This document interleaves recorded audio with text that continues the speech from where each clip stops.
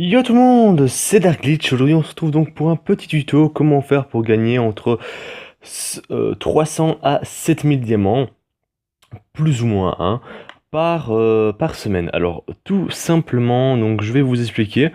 Donc il n'y a pas de triche ni rien, c'est dans le jeu, hein, c'est donc les événements de squad. Tout simplement, donc il y a plusieurs personnes qui ne comprennent pas donc comment faire. Ce que je peux comprendre.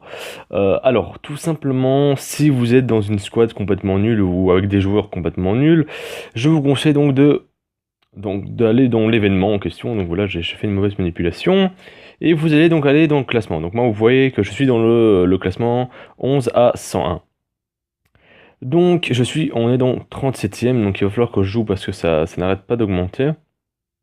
Alors, tout simplement, c'est si vous êtes nul, hein, il suffira juste donc d'aller par exemple dans la première squad. Mais bon, là je vous conseille pas parce qu'il a l'air tout seul, donc ça a l'air d'être un mec qui expulse tout le monde. Donc par exemple, vous allez dans la deuxième squad, où la mieux serait celle-ci, puisqu'il y a 46 personnes, c'est qu'il vous virera pas directement.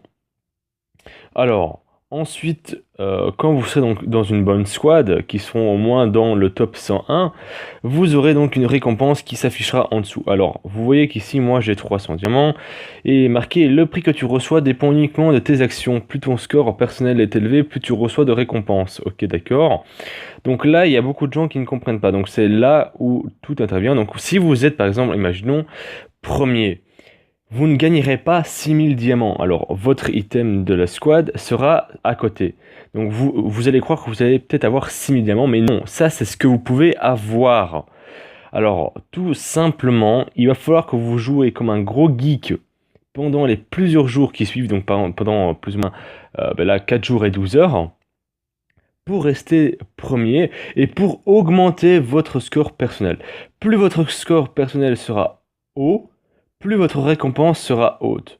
Alors, si votre score, hein, imaginons, hein, là comme je suis le seul joueur à avoir joué dans ma squad, j'ai automatiquement 300 diamants.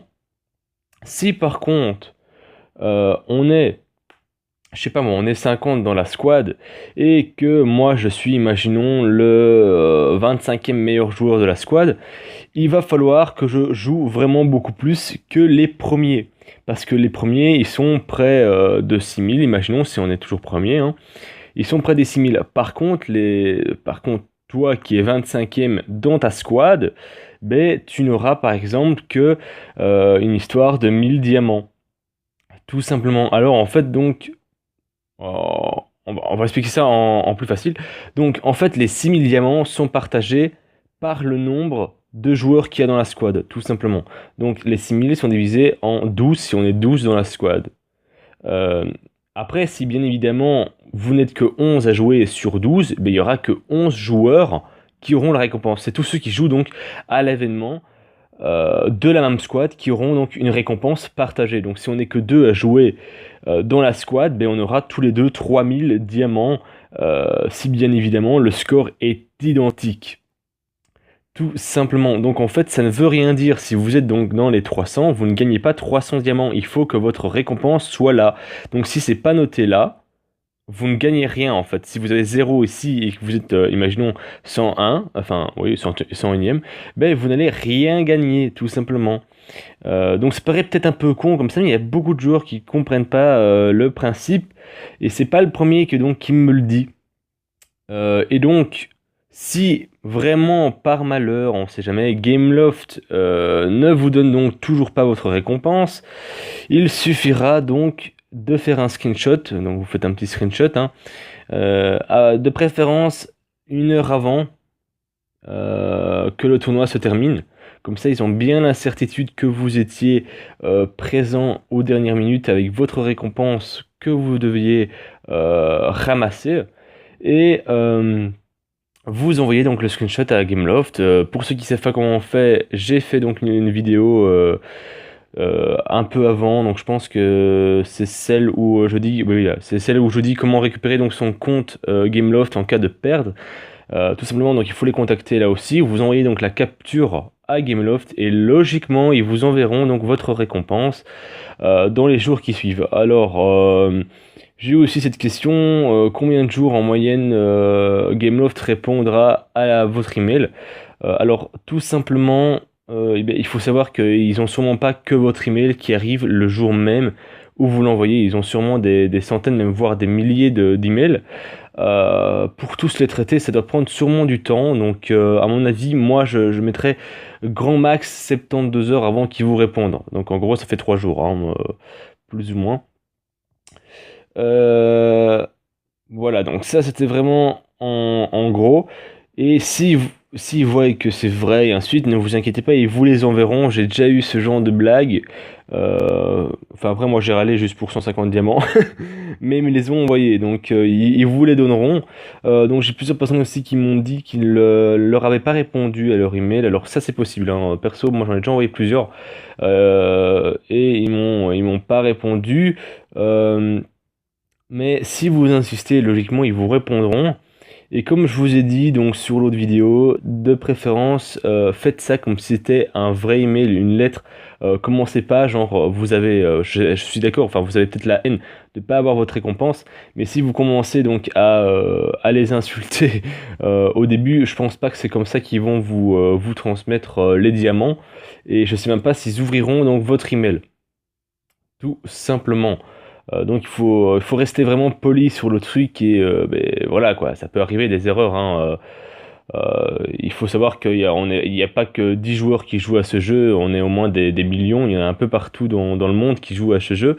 Donc c'est peut-être dur de contrôler tous les joueurs, même s'ils ont déjà fait énormément de progrès sur les hackers qu'il y avait dans les jeux et ainsi de suite. Donc ça c'est pas mal. Donc voilà, j'espère que ça vous a aidé.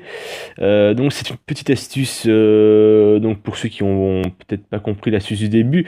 Tout simplement, si imaginons vous êtes mais là ce sera un petit peu plus dur quand même. Si vous êtes niveau 25, il faut vraiment trouver une squad ouverte, donc comme la mienne, et qui soit très très forte, ce qui est très rare, hein, voilà.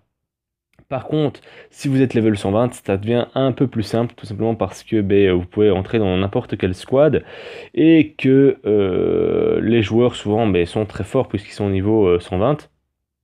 Et donc là, tout simplement, vous rejoignez donc une squad, imaginons très forte, et vous jouez, je sais pas moi, une vingtaine de parties et vous allez avoir, s'ils sont premiers, vous allez avoir une histoire de 400 à 500 diamants alors que vous avez limite rien foutu au truc. Voilà. Après, bien évidemment, les joueurs, enfin, il y a pas que moi qui le sais, donc il y a plusieurs personnes qui savent cette petite astuce. Et ce qui se passe, c'est que maintenant, ben, les chefs virent les gens qui arrivent, par exemple, le dernier jour.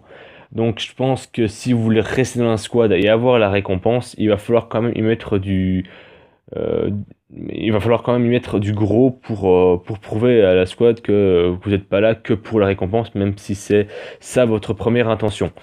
Donc voilà.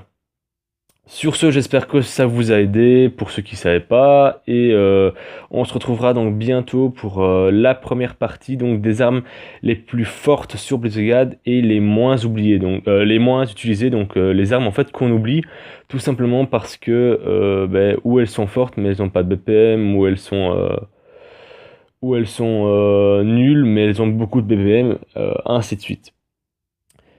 Sur ce, je vous dis à plus, n'hésite pas à liker et à vous abonner et à partager si ça te dit. Et bonne semaine à vous!